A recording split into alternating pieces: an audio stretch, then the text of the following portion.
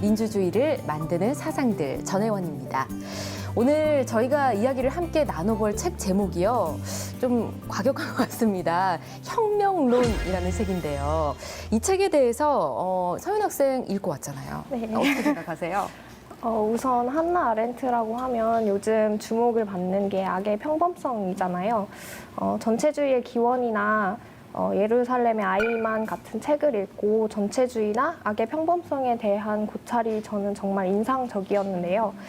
그런데 오늘 다룰 혁명론에서는 조금 의아한 부분이 있었던 것 같아요. 이게 아무래도 과거의 이야기를 다루는 것인데 오늘날의 정치에 대해 과연 어떤 교훈을 줄 수 있을지 궁금합니다. 한나 아렌트의 그 혁명론이라는 책은 1963년도에 예루살렘의 아이만과 같이 동일하게 이제 출판된 책인데요. 이 책은 1956년도 헝가리 혁명에 이제 어느 정도 지적 자극을 받은 아렌트가 이제 프린스턴 대학에서 미국과 혁명 정신이라는 주제로 이제 세미나를 하게 되는데 그 결과로 이제 나온 책이라고 볼 수가 있습니다. 그렇군요. 구체적인 내용을 저희가 홍 교수님 강의를 통해 듣긴 하겠지만 들어가기 전에 약간 요약을 해주시면 더 이해가 쉽지 않을까 싶은데요. 그러니까 뭐 혁명론이니까 혁명을 다루는 거겠죠. 근데 두 개의 혁명을 다루고 있는데 이제 프랑스 혁명과 미국 혁명이죠.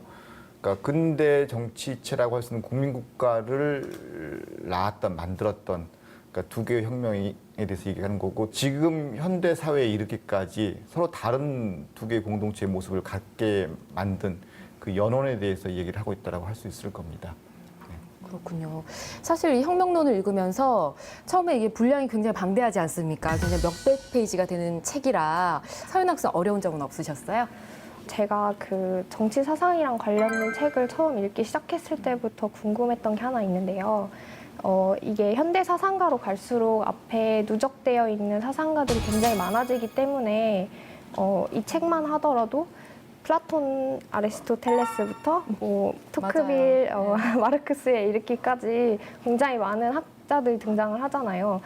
근데 아렌트가 하고자 하는 이야기를 이해하기 위해서 이 모든 내용을 숙지하고 아렌트의 내용을 봐야 하는 것인지 이 책을 통해 처음 정치 사상을 접하는 분들이 어디서부터 시작하면 좋을지 그 부분이 궁금합니다. 공부하는 방식이 두 가지가 있을 거거든요. 그러니까 높게 쭉 파고 들어가는 방식이 있고 깊게 파고 들어가는 방식인데 저는 깊게 파고 들어가는 방식을 좋아하거든요. 그냥 하나를 쭉 읽고 그러다 보면은 이제 그 연골의 그림들이 좀 보이지 않을까요? 그때 서서 이제 하나씩 찾아 나가면 되지 않을까 이런 생각이 들어요. 저희가 이제 홍태영 교수님의 강연을 통해서 한나 아렌트의 혁명론을 좀 자세히 알아보도록 할 텐데요. 강연 들으면서 어떤 점에 좀 초점을 맞춰 집중을 하면 좋을까요? 중요했던 것은 공공성과 이제 정치적인 것이 무엇인가 그런 것들이 어떤 방식으로 프랑스 혁명과 미국 혁명에 의해서 그러니까 구현되었고 실현되었고 내지는 또 한편에 약간의 어떤 그 어긋남이 발생했는지 그래서 그 결과적으로 현대의 프랑스와 미국은 어떤 모습들을 가지게 되는지 그것들을 좀 보면은 되지 않을까 싶습니다. 네. 혁명론의 굉장히 중요한 주제가 이제 자유라고 볼 수가 있는데 교수님께서 자유에 대해서 오랜 시간 이제 천착하셨기 때문에 어떻게 이 정치적 자유, 아렌트의 정치적 자유를 풀어내실지 기대가 됩니다. 네, 지금 우리가 살고 있는 민주주의 시대에 어떻게 적용을 하면 좋을지 집중해서 들어보면 좋을 것 같습니다. 자, 홍태영 교수님의 강연 지금부터 시작하겠습니다.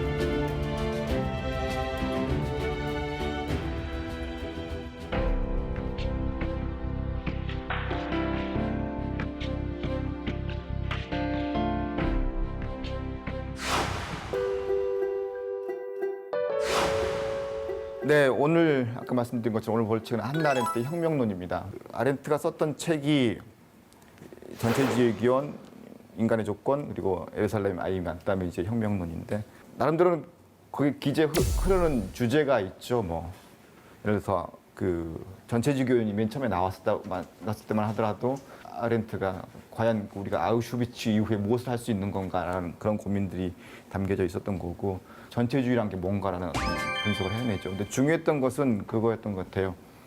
그러니까 독일이라든지 이탈리아에서 그런 파시즘 체제, 전체주의 체제 등장했던 건 물론 이제 이탈리아는 좀 다르겠지만요.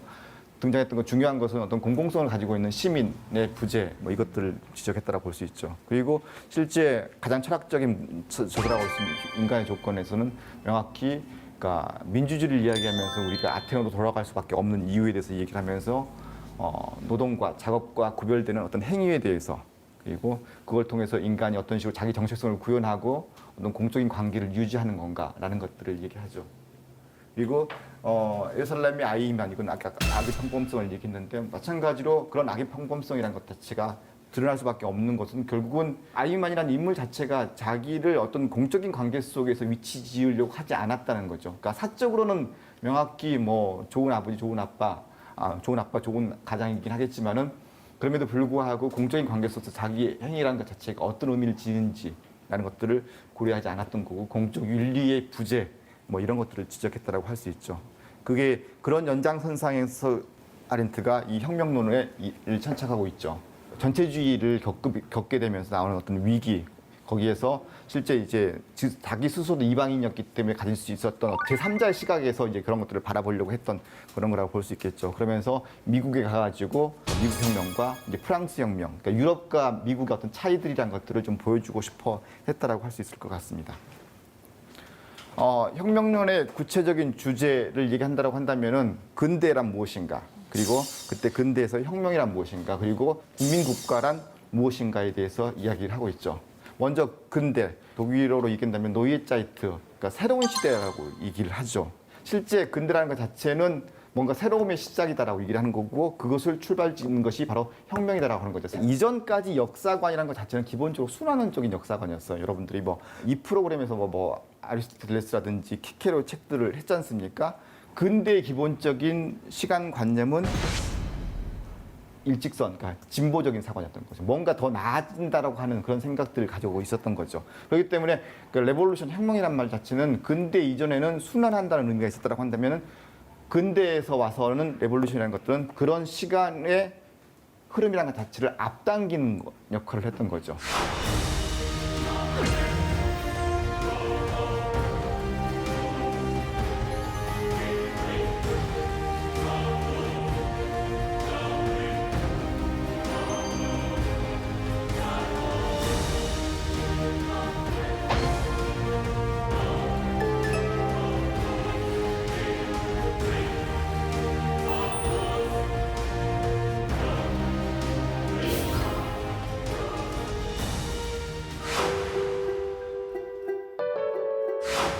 자, 이제 그럼 이제 구체적으로 프랑스 혁명부터 시작을 해보도록 하겠습니다. 프랑스 혁명의 시작은 이른바 그 세금을 더 걷기 위해서 삼부회를 소집하면서 그 삼부회에서 이제 귀족들을 제외한 이제 이른바 제3신분 부르주아들이 혁명을 출발했다라고 볼 수 있죠. 거기에 일부 사제들이 참여를 하죠. 그걸 되게 세세하게 묘사하고 있는 그림이라고 볼 수 있죠. 근데 물론 출발점은 아렌트도 지적하기를 자유였다라고 얘기하는 거예요. 그러니까 절대 왕정으로부터 유린되었던 그리고 압제에서 유린되었던 자유란 개인의 자유, 특히 부르주아들의 자유였던 거고 자신의 생명과 재산이라는 것들을 보호받기 위해서 어떤 그러니까 인권선언들을 제기를 했던 거고 그걸 통해서 혁명을 추진해 나갔다라고 볼 수 있죠. 근데 이제 아렌트는 그 프랑스 혁명이 서서히 변질되기 시작한다라고 얘기를 하죠. 그건 뭐냐면은 이런 압제로부터 벗어나기 위해서 구체적으로 민중들이 혁명에 참여하면서부터라고 얘기를 하죠. 이제 그 당시 민중의 뭐 모습이란 것들은 그러니까 프랑스 혁명에서는 쌍킬로트라고 얘기를 하죠. 원래 킬로트가 바지인데 바지를 입지 않은 사람들, 이런 평민들을 얘기했던 거죠. 그러니까 귀족들은 되게 승마바지 이런 것들 있지 않습니까? 그런 걸 입지 않은 이런 사람들이 참여를 했다라고 볼 수 있죠. 근데 대표적인 세계 혁명은 영국 혁명이 있고 프랑스 혁명, 미국 혁명이 있고 세 개의 혁명이 있는데 유일하게 프랑스 혁명만이 이런 민중들이 직접적 혁명에 참여를 하죠. 그러니까 사실은 그 아렌트도 그 부분을 지적했고 그런 것들이 결국은 자유의 문제가 아니라 더 나아가서 인민의 행복이 이제 압도하기 시작했다라고 얘기를 하는 거죠. 그러면서 혁명이 급진화되죠. 어떤 혁명가들은 그게 이제 혁명이 일탈되었다라고 하는 건데 예를 들어서 루이 16세의 목을 자르고 더 나아가서 마리 앙뚜아네트 루이 16세 부인까지도 목을 자르는 결과를 낳게 되는 거죠. 혁명이 급진화되는데 어느 순간 로베스피에르가 등장하면서 사실은 로베스피에르는 그런 아르헨티나 움직임을 흡수를 하는 거죠. 아르헨티나는 이 지점에 대해서 지적을 하는 건데 뭐냐면은 실제 일정하게 나중에 평가할 때도 일정하게 이 대중들의 참여는 필요한 부분이었고 나름대로 정치가 활성화된 부분이었다라고 얘기를 해요. 하지만은 어느 순간 사실은 이 조직이 그것들을 흡수해버렸다는 거고 조직이 권력을 장악했다라고 얘기하는 거죠. 이건 뭐냐면 결국은 그 인민들의 요구란 것들, 인민 행복이란 것들을 충족시킬 수밖에 없었던 거고 그걸 기반으로 하여서 권력을 장악했다라고 하는 거죠. 그런 부분에서 그 아렌트는 아쉬움을 표하는 거죠. 혁명의 출발 자체가 자유였었는데 점점 그것이 이 권력화되는 거고 인민 행복을 충족시키기 위해서 혁명이 변질되었다라고 얘기를 하는 거죠. 그게 이제 프랑스 혁명의 아쉬움이라고 볼 수 있죠.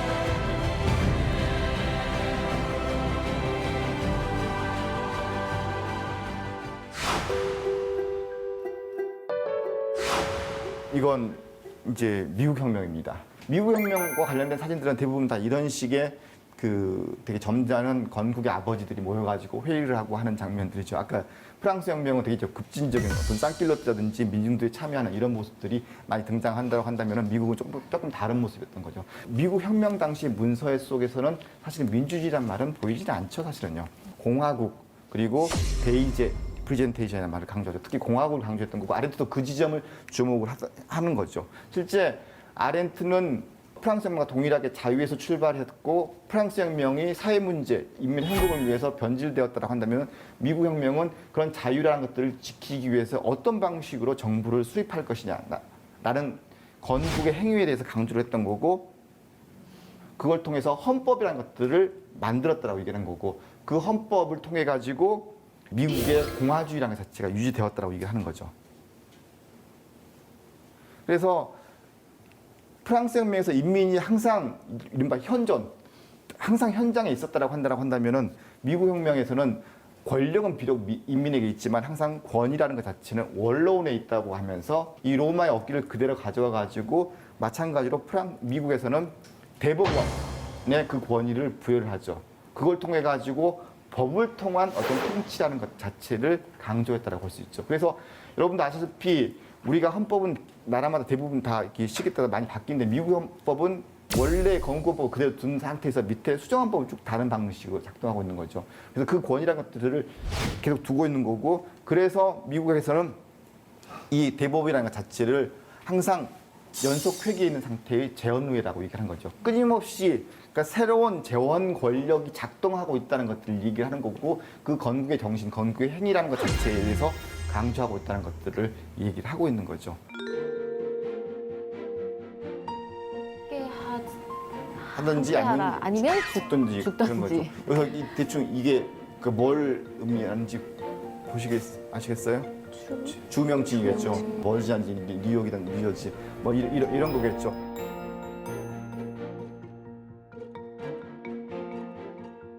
사실은 13개의 스테이트라는 것 자체가 각자 하나의 국가주의였던 거죠. 사실은요. 그것들을 결합시켜야지 이게 미국 연방이라는 것 자체가 살 수 있다고 생각을 했던 거겠죠. 그러기 위해서 어떤 식으로 해야 할 것인지에 대해서 되게 고민을 많이 했던 거죠.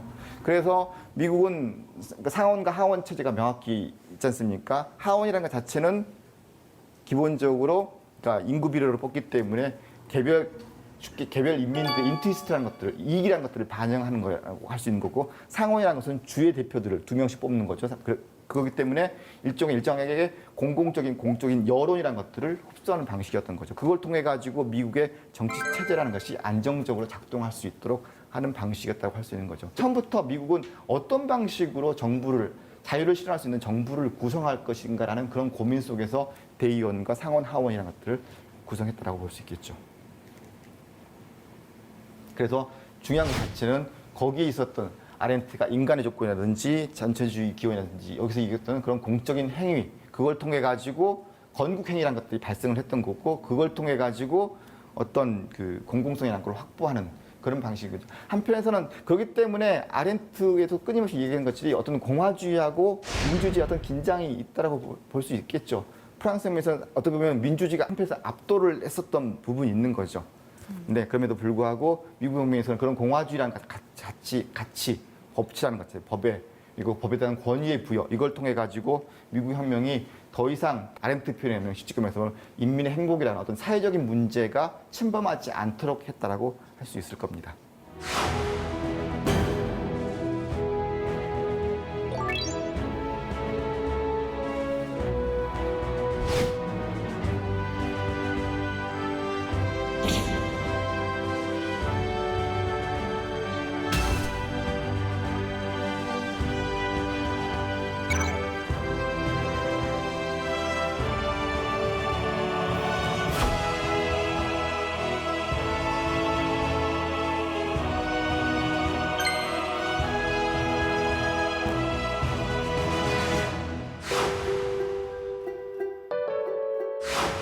아렌트에서 되게 중요한 것은 끊임없이 본인의 문제식, 이런 자유가 실현할 수 있는 공적인 공간이라는 것 자체. 여러분들 혹시 그 혁명의 그림들을 누가 그렸는지 혹시 생각나세요?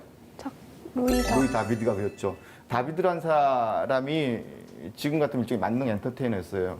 그러니까 프랑스 혁명 이전에도 되게 클래식, 그러니까 고전주의적인 그림들을 그렸던 거고, 우리가 아는 익히 알고 있는 많은 프랑스 혁명의 그림들을 그렸던 거죠. 근데 또 한편 다비드는 다양한 방식의 혁명의 축제들을 조직하거든요. 근데 그 중에서 아렌트가 주목하는 게 최고 존재의 축제라고 하는 축제에서 주목을 하죠. 거기서 아렌트가 보기에는 로베스피에르라는 사람이 자기 스스로를 최고 존재라고 생각을 했다라고 하는 거죠. 그걸 통해 가지고 혁명이라는 것 자체가 그런 식으로 권력이 집중되는 과정을 묘사했다라고 볼 수 있죠. 대중 인민들이 혁명에 참여하면서 그 인민들을 흡수하는 하나의, 그러니까 프랑스 혁명 당시는 국민공회, 그리고 그 이후에 공안위원회, 그리고 로베스피에르라고 하는 정점에 이르는 그런 방식이었던 거죠. 하지만 미국 혁명에서는 이런 공적인 공간에서 자유가 실현되도록 하면서 실제는 민주주의가 실현될 수 있도록 했던 거고, 그 민주주의가 더 이상 일탈하지 않을 수 있는 공화주의적인 장치라는 것들을 만들었다고 하는 의미에서 미국 혁명에 대해서 높이 평가를 하고 있다고 할 수 있죠. 그래서 반복적으로 얘기하는 것이 지나치게 근대는 프랑스 혁명의 일종의 그 압도되었다고 얘기를 하죠. 한편에서는 미국 혁명은 어떻게 보면 잊혀진 혁명의 보고였다고 얘기하는 거고, 우리가 자유에 대해서 훨씬 더 많은 걸 배울 수 있는 것이 오히려 미국 혁명이었다라고 얘기를 하죠. 그리고 마지막 장에서 그럼에도 불구하고 얘기하는 것이 실제 그 대중들의 정치 참여에 대해서 얘기를 하죠. 권력자에 의해서 이런 대중들의 어떤 열기, 혁명적 열기가 흡수되기 직전에 있었던 대중들의 광범위한 정치 참여에 대해서는 높이 평가를 하는 거죠. 그게 원래 있었던 공적인 영역에서의 자유가 실현되는 방식이었다고 하는 거고, 그게 바로 정치에 꼽히는 장면이라고 하는 거죠. 근데 어느 순간 그런 것들이 당이라든지 어떤 조직에 의해서, 제도에 의해서 흡수되어 버리고 변질되는 것을 두려워했던 거죠. 그게 결국은 정치적 자유가 실현되는 공간인 거죠. 그것이 가장 그 본인의 문제의식의 발현이었다고 할 수 있을 겁니다.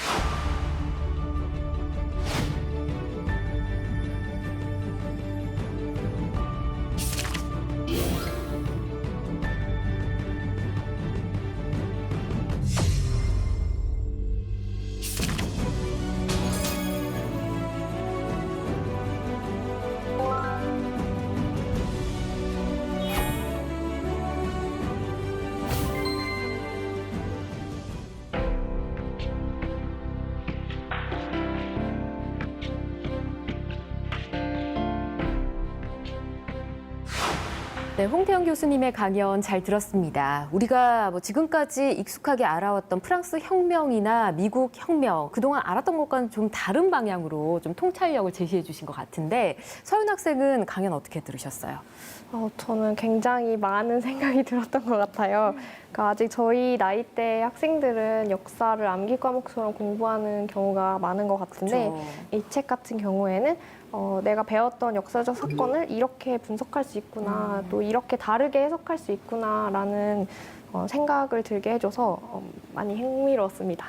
저 역시도 궁금했던 그런 질문들이 있었는데 교수님의 말씀을 통해서 많이 해소된 부분이 있었고요. 그리고 이 혁명론에서 이제 교수님이 말씀하셨던 민주주의와 그 공화주의 간의 그런 긴장이 아렌트에게서 보여진다라는 그 부분이 굉장히 와닿았던 것 같아요. 어쨌든 저희가 굉장히 집중해서 들었는데 그 중에서도 또 궁금한 점들이 좀 생기지 않겠습니까? 이제 교수님께 질문을 좀 드려보도록 하겠습니다. 일단 한나 아렌트가 내린 결론을 보면 프랑스 혁명과 미국 혁명을 얘기를 했는데 그러면 결과를 보자면 프랑스 혁명은 실패를 했고 미국 혁명은 그럼 성공이다. 이렇게 좀 얘기를 하는 것 같거든요. 근데 실제 학계 평가도 이럴까요?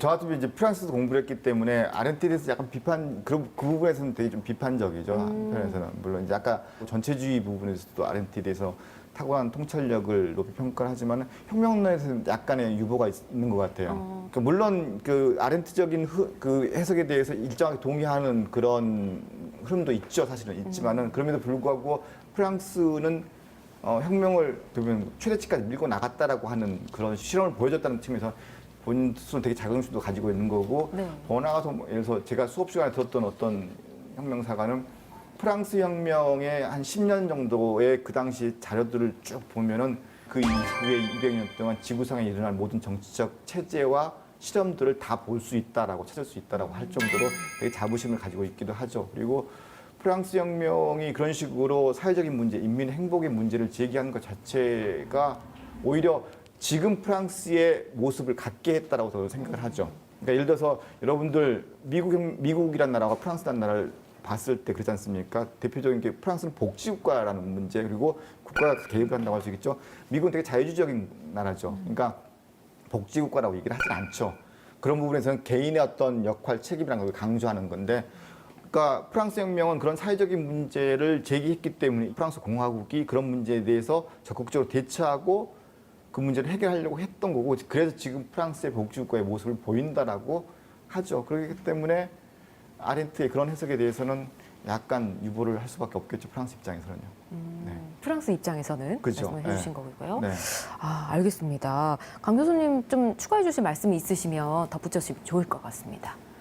지금 최신의 그런 흐름으로 제가 알기로는 그러니까 프랑스의 그 일국 근대국민 국가 체제에 국한된 것이 아니라 프랑스가 전 세계 안에서 특히 대서양 연안에서 그 하나의 그런 혁명의 그런 진원지 중에 일부였다라는 그런 평가들이 있거든요. 그 당시에 아까 말씀하셨듯이 미국 혁명도 그 전에 있었고 그리고 또 IT 혁명도 있었거든요. 그래서 IT 혁명과 미국 혁명, 프랑스 혁명 간의 그런 상호작용, 서로 간의 그런 교류 같은 것들에 더 중점을 두고 이제 프랑스 혁명은 하나의 그 일부로서 이제 바라보는 시각들도 있습니다. 그렇군요. 어쨌든 두 분은 학계의 입장을 좀 얘기를 해주신 거고 아렌트의 주장을 저희가 함께 들어봤잖아요. 서현 학생은 이에 대해서 어떤 생각을 하셨는지요? 저는 그 아렌트의 관점에서 프랑스 혁명은 실패했고 미국 혁명은 성공했다면 그 차이가 이후에 정치 체제에 대해서도 영향을 미칠 수밖에 없었을 텐데 그럼 혁명 이후에 두 국가의 공화주의 자체에도 그 차이가 있다고 봐야 하는 걸까요? 그러겠죠. 예. 그러니까 아까 말씀드린 것처럼 아렌트는 되게 미국의 공화주의라는 것 자체가 법의 지배, 법치라는 것 자체를 강조하는 그런 공화주의적인 흐름이었다고 볼 수 있겠죠. 근데 프랑스 공화주의는 되게 사회적 공화주의라는 앞에 사회적이라는 표현을 써요. 뭐 아렌트는 그걸 이제 사회적인 것의 추전이고 그것들이 프랑스 혁명을 일탈하게 만들었다라고 하는 거고 이제 그게 이제 인민의 행복으로 이제 압도하게 되었다라고 얘기를 하는 건데 결국은 사회 문제, 사회적인 것의 문제를 간과할 수도 없고 넘어갈 수도 없다고 생각하는 거죠. 프랑스 혁명의 구호가 뭐예요? 자유, 평등, 박애. 요즘 저는 이제 박애를 그러니까 형제라고 요즘은 번역을 맞지 프라테르니까요. 그러니까 형제라고 하는데 이것들이 처음에는 자유에서 시작되었던 건데 그것도 평등의 문제 그리고 이 형제 박애의 문제라는 것 자체가 결국은 그런 사회적인 문제와 결합돼서 나오는 거고 1848년 그러니까 한 50년 뒤는 그게 본격적으로 제기되었다고 볼 수 있었겠죠. 지금 우리 용어로 얘기한다면 복지국가라는 문제로 구체화되었다고 할 수 있겠죠. 복지국가 형태로요. 그게 이제 사실은 그게 프랑스하고 미국의 현실의 차이인 거고 그게 어떻게 보면은 미국 혁명에서부터 그 혁명 연원에서부터 시작되었다고 할 수 있겠죠. 설명을 듣고 보니까 이게 왜 많이 회자가 되는지 알 수 있을 것 같아요. 그러니까 당시 혁명 이후에 뿐만 아니라 그 이후에 현재에 이르기까지 많은 영향을 미치고 있기 때문에 그래서 많이 회자가 되는구나라는 생각이 들었습니다. 혁명론을 읽으면서 이제 많은 혁명들에 대해서 이야기를 한나 아렌트가 하잖아요. 네.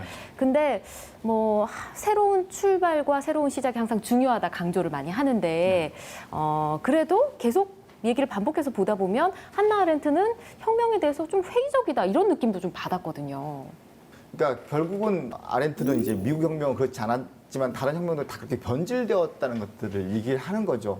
그렇다면 그런 변질이 그러니까 불가피한 거 아니냐, 필연적인 거 아니냐라고 이제 되물을 수 있는 거 아닐까요? 그러니까 결국은 대중들이 쉽게 말해서 피플들이 어떤 정치에 참여를 하고 어떤 그 자기 자유를 실현하는 공간들을 만들어내는 거기까지는 오케이 좋을 수 있는데 그렇게 이제 민주주의의 꽃이라고 볼 수 있는 건데 그 순간 그 과정 속에서 뭔가 어떤 그러니까 리더의 등장 내지는 대마고국의 등장 이런 것들 통해 가지고 조직화되고 그런 과정 속에서 사실은 관료제화되는 과정들 이런 것들을 역사적으로 많이 봤겠죠. 보는 거겠죠. 이제 그런 의미에서 본다면은 사실은 그런 그 혁명이 갖는 폭력성 플러스 해가지고 아렌트는 언어라는 문제를 되게 강조를 많이 하죠. 결국은 처음부터 이제 아렌트가 이 공적인 공간에서 말의 중요성, 말을 통해 가지고 사실은 상대방을 설득해내는 거고, 그걸 통해 가지고 뭔가 공유 지점들을 찾아가는 거고, 그게 어떻게 보면은 이 공화주의의 어떤 자세였을 수 있겠죠. 근데 그런 것들이 어떤 하나의 어떤 그러니까 이 변질을 막을 수 있는 장치일 수 있다라고 보는 거겠죠. 교수님께서 지적해 주신 그런 부분이 있지만 그래도 이제 새로운 시작에 정치적인 자유를 가지고 참여를 하는 게 더 중요하다라는 거를 강조했다고 보면 될까요? 그렇죠. 예, 예. 그 한나 아렌트의 논지를 살펴보면 그 혁명에서의 폭력을 어느 정도 정당하고 있다는 그런 생각이 들었거든요. 맞아요. 좀 전에 지적을 또 해주셨잖아요. 네. 네. 그래서 예루살렘의 아이만에서 악의 평범성을 말한 아렌트가 이런 주장을 했다는 게 좀 아이러니한 측면이 있는데 그 혁명 과정의 폭력을 언어를 수반한 정치 현상으로 바라본 아렌트를 어떻게 이해하면 좋을까요? 저도 이게 참 헷갈리더라고요. 어떻게 보면 대립하는 부분인 것 같은데.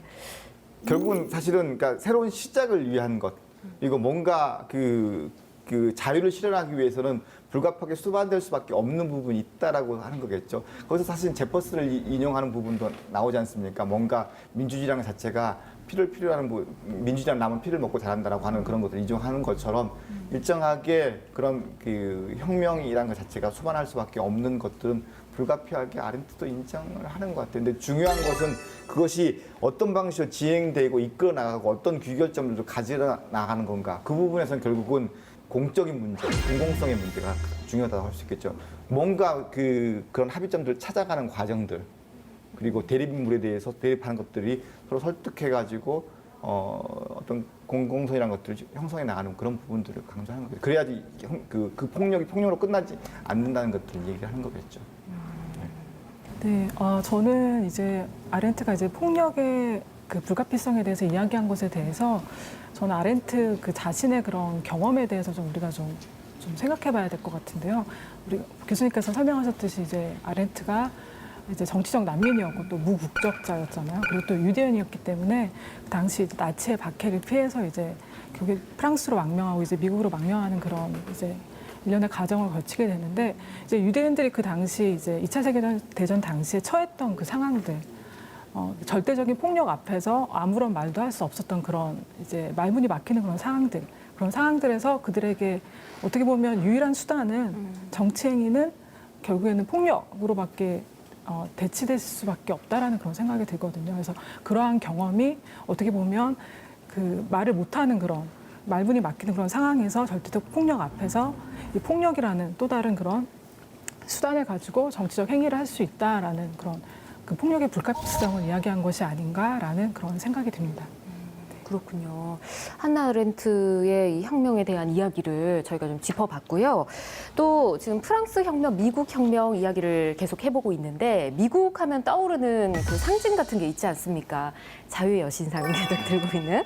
근데 프랑스가 미국의 독립 100주년을 기념해서 보냈던 이 레이디 리버티라고 이름을 붙였는데 정치적 자유 프리덤과 또 시민의 자유 리버티 이걸 좀 구분해서 표현을 했더라고요. 리버티가 이제 어떻게 보면 그 사적 자유라고 볼 수가 있는데 이 리버티 같은 경우에 있어서는 그러니까 이런 일종의 개인의 해방, 뭐 그런 기존 그런 기성 체제로부터의 그런 구속과 억압으로부터의 해방을 좀 더 지칭한다라면 그 프리덤, 그 정치적 자유, 공적 자유는 이제 그 아렌트가 굉장히 중시하는 그 행위라는 개념 있잖아요. 그 행위라는 개념 서로가 이제 관계를 맺으면서 이제 정치적인 그런 공론장에서 서로 토론하고 합의하고 결론을 이뤄나가는 그런 과정, 이런 과정들이 이제 정치적인 새로운 무대, 새로운 시작을 또 야기한다라는 것이죠. 그래서 그런 면에서 조금 더 정치적 새로운 시작을 야기한다는 것과 연관하여서 이제 프리덤을 좀 생각하면 조금 더 약간의 리버티와 프리덤과의 차이가 좀 분명해지지 않을까라는 그런 생각이 듭니다. 그러니까 근대에서부터 계속 그러니까 제기되었던 문제였던 것 같아요. 특히 이제 프랑스 혁명을 보면서 프랑스 혁명 시기에도 뭐 CAS라는 혁명가라든지 또 프랑스 혁명 끝나고 나서 꽁스탄 같은 경우도 그러니까 근대인의 자유하고 실제 고대인의 자유. 그러니까 아렌트는 고대인의 자유를 되게 주목을 했죠. 그러니까 고대 아테네에서 정치 참여를 통해 가지고 자기를 실현하고 자기 정체성을 구현하는 그런 자유, 정치적 자유를 되게 강조를 했던 건데 사실은 근대에 와서부터는 그건 이제 고대인들의 자유인 거고 근대의 자유는 제가 어떤 사적 영역에서의 자유, 그러니까 자기의 생명과 재산의 안전을 보장받는 그런 자유라는 것들에 한정지고 그게 되게 중요하다라고 얘기를 하는 거죠. 그래서 오랫동안 그런 자유권적인 어떤 권리, 그러니까 사적인 자유하고 공적인 자유라는 것 자체를 약간 대립항처럼 놓고 있는 부분이 있었던 거죠. 근데 아렌트는 사실은 결국은 아렌트가 뭐 토크빌을 주목하거나 뭐 이런 사람들을 주목했던 것은 결국은 이런 사적인 자유가 실현되기 위해서는 공적인 자유도 되게 중요하다는 거니까 그러니까 결국은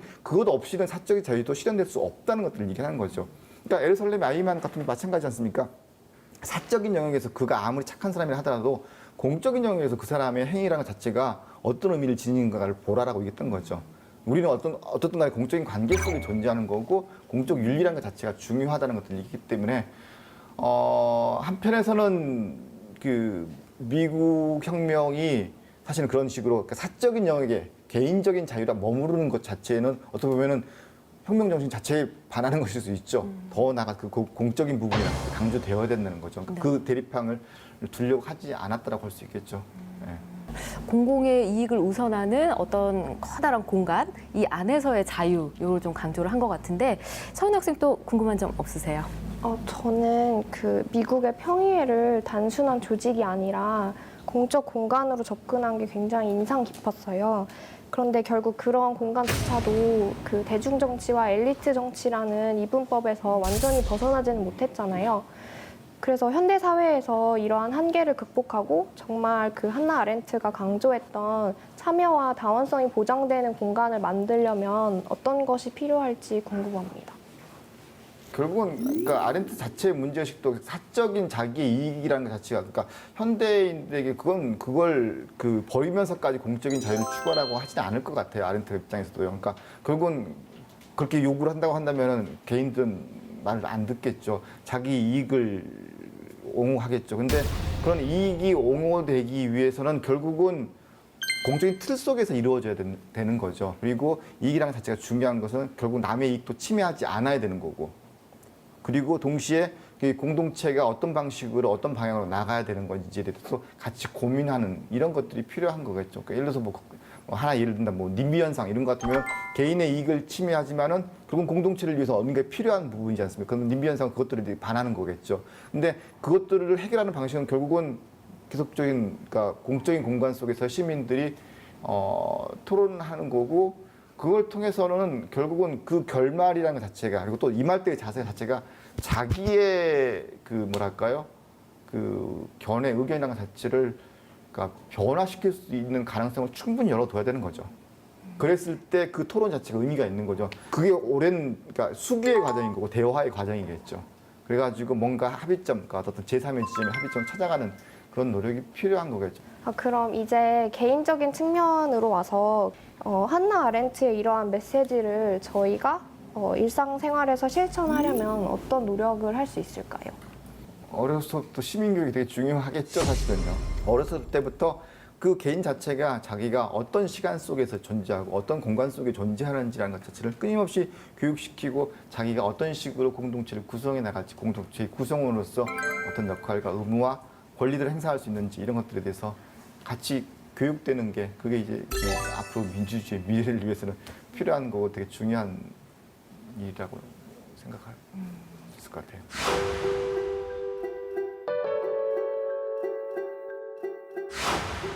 오늘 이렇게 많은 이야기들을 나눴는데 우리 이 대화들을 통해서 이 공동체에 속해 있는 우리 개개인이 참여를 많이 해야 된다, 행위를 해야 된다 이런 생각을 좀 하게 됐습니다. 오늘 함께 하시면서 어떠셨는지 얘기 들어볼까요? 정치적 자유에 대한 아렌트의 강조를 통해서 어쩌면 평면적으로 볼 수 있을 자유의 개념을 더 확장해서 볼 수 있었던 시간이었습니다. 네, 오늘 정말 핵심적인 질문을 많이 서윤 학생이 해주셨던 것 같아요. 교수님께서는 오늘 어떠셨는지요? 사실은 공적 자유가 더 우위에 있다고 보기는 쉽지 않을 거예요. 개인들은 결국은 자기의 이익을 찾고 그걸 실현하고 그것들을 위해서 자기 자유를 확장하려고 하는 욕구도 욕망이 있다는 것들을 당연한 거예요. 그러니까 그걸 제가 볼 때는 그걸 인정하면서 동시에 그 공적인 문제에 대해서 우리가 그러니까 사유를 해야 된다고 생각을 해요. 그러니까 이걸 만약에 그 당신의 좀 손해를 보면서 이걸 하라고 한다면 그건 쉽지 않아요. 그건 제가 볼 때는 오히려 이상주의일 것 같고 제가 볼 때는 현실적으로 그러한 것에 기반하여서 당신의 자유, 당신의 이익을 더 잘 실현하기 위해서 어떤 방식의 공동체 더 필요한 것인지 그리고 같이 공존할 수 있는 방식이 무엇인지 고민해야 된다고 생각합니다. 네. 알겠습니다. 우리 강 교수님 의견도 들어볼까요? 어떠셨는지요, 오늘 함께 하시면서?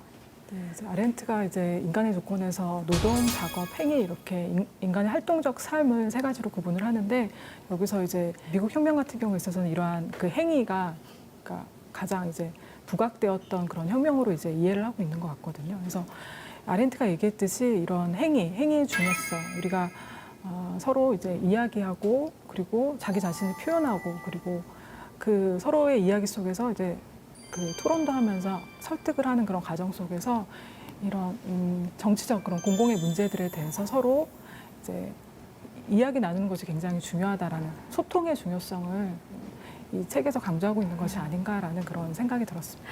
네, 감사합니다. 오늘 이 시간을 통해서 우리가 지금 이 시대를 살고 있는 민중의 한 사람으로서 항상 관심을 가지고 사회에 적극적으로 좀 참여를 해야 된다 이런 생각을 좀 해봤습니다. 자, 오늘 함께해 주신 여러분 고맙습니다.